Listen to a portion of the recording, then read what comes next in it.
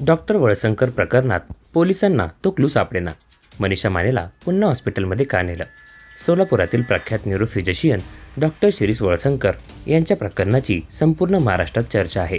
या सर्व गोष्टीला मनीषा माने ही महिला जबाबदार असल्याचा आरोप आहे.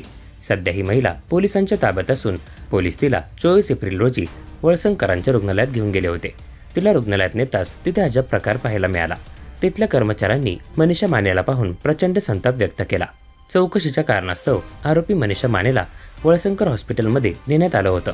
यावेळी आरोपी मनीषा माने हिने डॉक्टर वळसंकर यांना जो धमकीचा मेल पाठवला होता त्याची प्रिंटेड कॉपी कोणत्या ठिकाणी फाडून टाकली याचा शोध घेण्यात आला. त्यासाठी मनीषाला रुग्णालयात आणले गेले होते. यावेळी हॉस्पिटलमधील विविध सिस्टीमचे पासवर्ड मनीषा मानेकडून रिकव्हर करण्यात आल्याची माहिती आहे. डॉक्टर वळसंकर यांनी आपल्या सुसाईड नोटमध्ये मनीषा माने हिच्या घाणेरड्या आणि खोटारड्या आरोपामुळे मी जीवन संपवत आहे असा उल्लेख केल्याचे सूत्रांकडून सांगण्यात येत आहे.